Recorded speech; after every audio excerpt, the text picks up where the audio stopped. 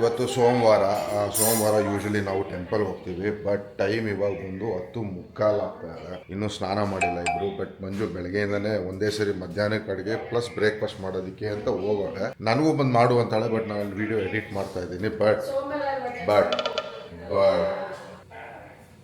ಇಲ್ಲಿ ನೋಡಿ, ಅಡುಗೆ ಮಾಡ್ತಾ ಅವ್ರು ಏನು ಮಾಡ್ತಾರೆ ಅಲ್ಲಿ ಫೋನಲ್ಲಿ ಮಾತಾಡ್ಕೊಂಡು ನಿಂತವ್ರು.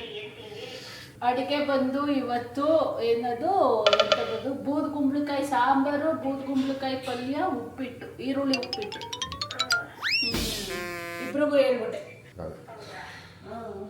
ಹಿಂಗೆ ಅವರು ಅಡುಗೆ ಮಾಡ್ತಾ ಇಲ್ಲ ಫೋನಲ್ಲಿ ಯಾರ ಹತ್ರ ಆದರೂ ಮಾತಾಡ್ತಿರ್ತಾರೆ, ಇಲ್ವಾ ಯಾವ್ದಾದ್ರು ಸೀರಿಯಲ್ ನೋಡ್ತಾ ಇರ್ತಾರೆ. ಇಷ್ಟೇ. ಹಾಗೆ ಹೇಳ್ತಾ welcome back to our channel Manjula Gowda entertainment. ಈಗ ನಾನು ವಿಡಿಯೋ ಎಡಿಟ್ ಮಾಡ್ತಾ ಇದ್ದೀನಿ ಮಂಜುದು ಪ್ರೀವಿಯಸ್ ವಿಡಿಯೋ.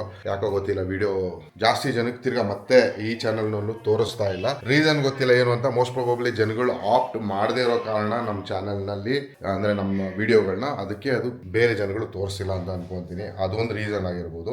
ಇಲ್ಲವಾ ನಾವು ಮಾಡೋ ವಿಡಿಯೋ ಜನಗಳಿಗೆ ಅರ್ಥ ಆಗ್ತಾ ಇಲ್ಲ ಅಂತ ಅನಿಸ್ಬೋದು. ಯಾಕಂದ್ರೆ ನಾನು ನೋಡ್ದಂಗೆ ಬೇರೆಯವರು ಮಾಡ್ತಿರೋರ ವಿಡಿಯೋ ಜೊತೆ ಕಂಪ್ಯಾರಿಸನ್ ಮಾಡಿದಾಗ ಒಂದಂತೂ ಸತ್ಯ ಏನಾಗ್ತಾ ಇದೆ ಅಂದ್ರೆ, ಒಂದ್ ಕಡೆ ಎಲ್ಲೋ ಕ್ಯಾಮ್ರಾ ಇಟ್ಬಿಟ್ಟು ಸುಮ್ಮನೆ ಒಂದು ವಾಯ್ಸ್ ಓವರ್ ಕೊಟ್ಕೊಂಡು ಹೋಗ್ತಾ ಇರ್ತಾರೆ, ಏನೋ ಒಂದು ಕಥೆ ಹೇಳ್ತಾ ಇರ್ತಾರೆ, ಅಂದ್ರೆ ಫ್ಯಾಮಿಲಿನಲ್ಲಾಗೋ ಸ್ಯಾಡ್ ಸ್ಟೋರೀಸ್ಗಳು ಹೇಳ್ತಾ ಇರ್ತಾರೆ, ಅಳ್ತಾ ಇರ್ತಾರೆ.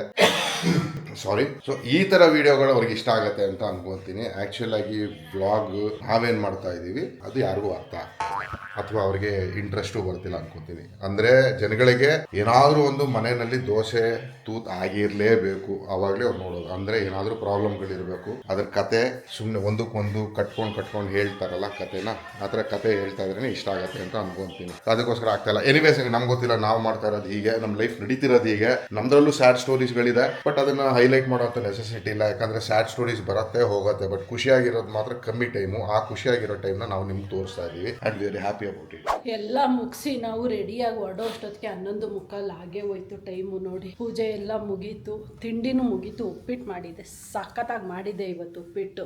ಏನ್ ಮನು ಅಲ್ವಾ? ತಟ್ಟು ಮನು, ಬೆನ್ನು ನಿಧಾನಕ್ಕೆ, ಜೋರಾಗಲ್ಲ. ನನಗಿಲ್ಲ.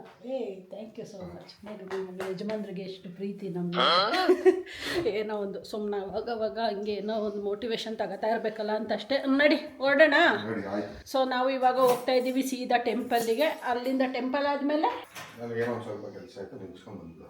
ಓ 2 ಗಂಟೆ ಒಳಗಡೆ ಬರ್ತೀವಾ? 5 ನಿಮಿಷ ಅಷ್ಟೇ. ಹೌದಾ? ಓಕೆ. ಸೊ ಕೆಲಸ ಮುಗಿಸ್ಕೊಂಡು ಬರೋದಷ್ಟೇ, ಏನಿಲ್ಲ. ಓಡೋಣ ಹಂಗಾರೆ. ಟೆಂಪಲ್ನಲ್ಲಿ ಪೇಂಟಿಂಗ್ ಮಾಡ್ತಾರೆ. ಮೋಸ್ಟ್ಲಿ ಶಿವರಾತ್ರಿ ಹಬ್ಬಕ್ಕೆ ರೆಡಿ ಮಾಡ್ಕೊತಾ ಇದ್ದಾರೆ. ಫುಲ್ ಆಲ್ಮೋಸ್ಟ್ ಅಲ್ಲೆಲ್ಲ ಪೇಂಟಿಂಗ್ ಆಗೋಗಿದೆ. ಸೊ ಇದು ಮಂಜು ಇದು ತಗೊಂತಾಳೆ.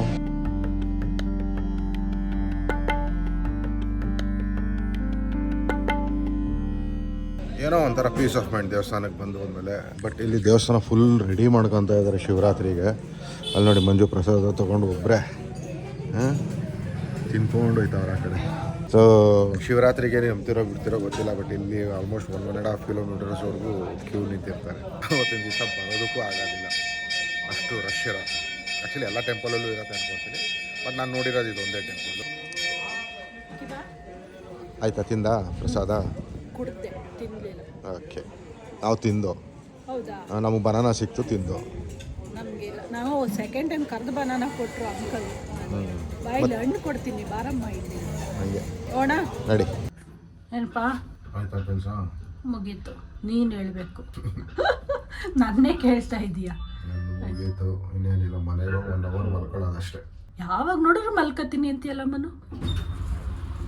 ಓ, ಇದೊಂದು ಬೈ ಡಿಫಾಲ್ಟ್ ಸೆಕೆಂಡ್ ಫ್ಲೋರಿಗೆ ಬಂದು ನಿಂತ್ಕೊಳ್ಳುತ್ತೆ. ಮೇಲೆ ಹೋಗ್ಬೇಕಾದ್ರು ನಿಂತ್ಕೊಳ್ಳುತ್ತೆ, ಕೆಳಗೆ ಹೋಗ್ಬೇಕಾದ್ರು ನಿಂತ್ಕೊಳ್ಳುತ್ತೆ.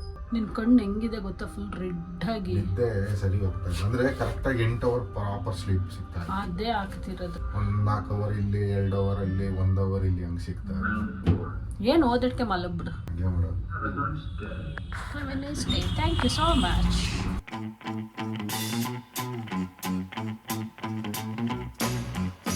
ಈ ಬಿಸಿಲು ನೋಡಿದ್ರೆ ಮನು ಇದ್ರಲ್ಲಿ ಹೋಗ್ಬೇಕಾ ಅನ್ಸ್ತಾ ಐತೆ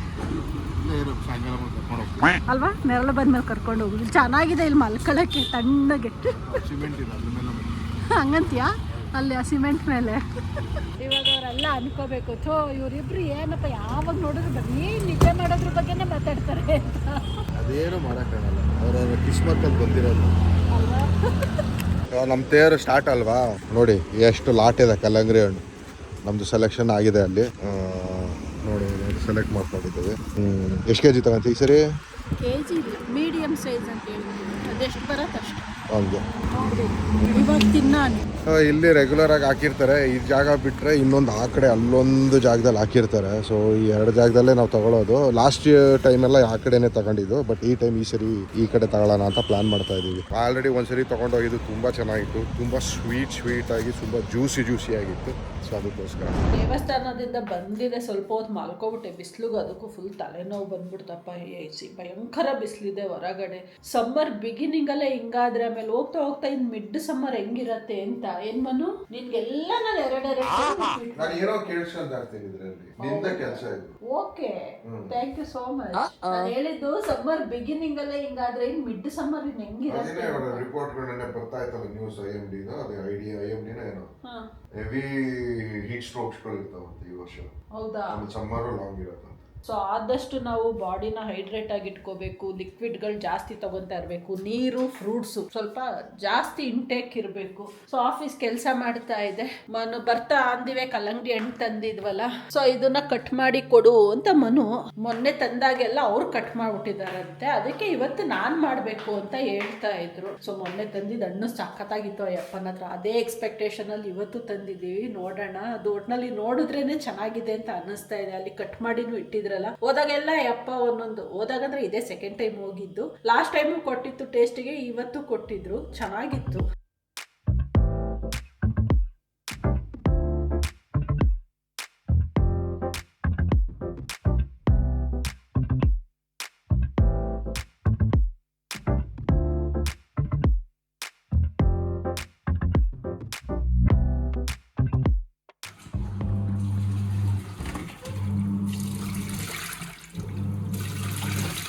ಬಟ್ಟೆ ವಾಶ್ ಆಗ್ತಾ ಇದೆ, ಅದು ವಯ್ಯೋ ವಯ್ಯೋ ವೈ ವೈ ಅಂತ ಇದೆ. ಅಷ್ಟೊತ್ತಿಗೆ ನಾವೊಂದು ವಾಕಿಂಗ್ ಹೋಗ್ಬಿಟ್ಟು ಬರೋಣ ಅನ್ಕೊಂಡು ಹೋಗ್ತಾ ಇದ್ದೀವಿ. ಸ್ವಲ್ಪ ಬಿಸಿಲು ಕಮ್ಮಿ ಆಯ್ತಲ್ಲ ಸಂಜೆ ಟೈಮು.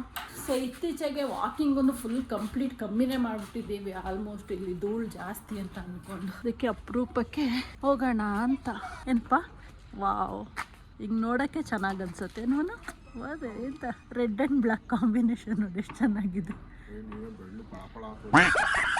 ಬಾಬನು ನಾನು ನೀನು ಪಕ್ಕ ಪಕ್ಕ ನಿಂತ್ಕೊಳ್ಳೋಣ.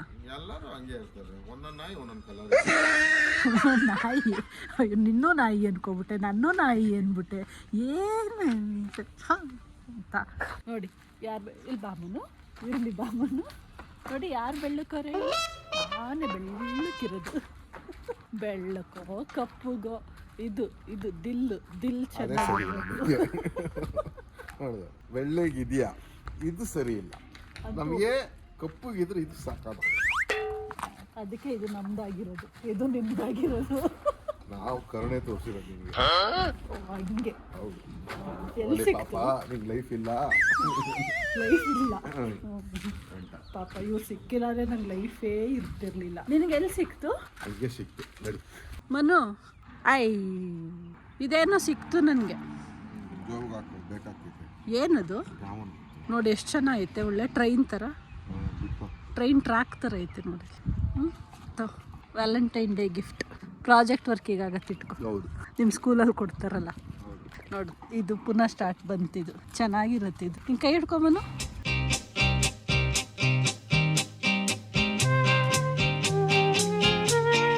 ಜೊತೆಯಲ್ಲಿ ಸಾಯಂಕಾಲ ಆಯಿತು. ನಂದು ಇವತ್ತು ಏನು ಕೆಲಸ ಇಲ್ಲ, ಮಧ್ಯಾಹ್ನಕ್ಕೆ ಮುಗಿದೋಯ್ತು. ಇವಾಗ ಕಂಪ್ಲೀಟ್ಲಿ ಫ್ರೀ ಇದ್ದೀನಿ. ಬೋರ್ ಹೊಡಿಯೋಕೆ ಸ್ಟಾರ್ಟ್ ಆಗೋಯ್ತು. ಇಲ್ಲಿ ನೋಡಿದ್ರೆ ಮಂಜು ಕೆಲಸ ಮಾಡ್ಕೊಂಡು ಕೂತವಳು, ಸ್ವಲ್ಪ ಜಾಸ್ತಿನೇ ಬ್ಯುಸಿ ಆಗ್ಬಿಟ್ಟವಳು ಮಂಜು. ಅದರಿಂದ ನನಗೇನು ಇಲ್ಲ ಕೆಲಸ ಮಾಡೋದು. ಅದಕ್ಕೆ ಸಿಸ್ಟಮ್ ಆಫ್ ಮಾಡಿ ಗಾಡಿ ತಗೊಂಡು ಸುಮ್ಮನೆ ಒಂದು ನಮ್ಮ ಹಳೆ ಮನೆ ಹತ್ರ ಹೋಗಿ ಫ್ರೆಂಡ್ಸ್ಗಳನ್ನೆಲ್ಲ ಮೀಟ್ ಮಾಡ್ಕೊಂಬರೋಣ ಅಂತ ಪ್ಲಾನ್ ಮಾಡ್ತಾ ಇದ್ದೀನಿ. ಹೌದು, 7 ಗಂಟೆ ಆಯಿತು ಬರೋದು. ಹಂಗೆ ಏನು ಮಾಡಲಿ ಮಪ್ಪ ಇವಳು ಮೀಟಿಂಗ್ ಮೇಲೆ ಬಿಸಿ ಇದ್ದಾಳೆ, ನನಗೂ ಏನು ಮಾಡೋ ಕೆಲಸ ಇಲ್ಲ, ಒಬ್ಬನೇ ಕೂತ್ಕೊಂಡು ಏನು ಮಾಡಲಿ, ಬೇಜಾರಾಗ್ತಾ ಇದೆ. ಸಿಸ್ಟಮ್ನ ನೋಡ್ತಾನೇ ಇರ್ತೀವಿ, ಯಾವಾಗ ಈ ಥರ ಫ್ರೀ ಸಿಗುತ್ತೋ ಸಿಸ್ಟಮಿಂದ ದೂರ ಇರೋದಕ್ಕೆ ಇಷ್ಟಪಡ್ತೀನಿ. ಆಚೆ ಎದುರುಗಡೆ ಪೊನ್ನಪ್ಪನೂ ಇಲ್ಲ, ಎಲ್ಲೋ ಹೋಗೋರೆ.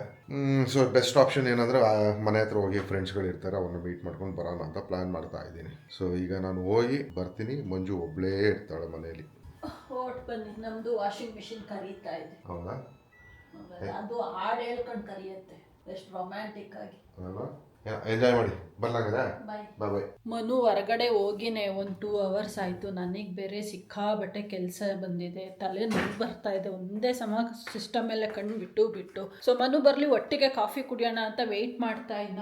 ಟೈಮು 7:45 ಆಗೋಯ್ತು. ಇನ್ನೇನು ಊಟ ಟೈಮೇ ಆಗ್ತಾ ಬಂತು. 8:30 ಯೂಶ್ವಲಿ ಊಟ ಮಾಡ್ತೀವಿ. ಇನ್ನು ವೆಯ್ಟ್ ಮಾಡೋಕ್ಕಾಗಲ್ಲ ಅಂದ್ಕೊಂಡು ನಾನು ಹಾಲು ಬಿಸಿಗೆ ಇಟ್ಕೊಂಡಿದ್ದೀನಿ.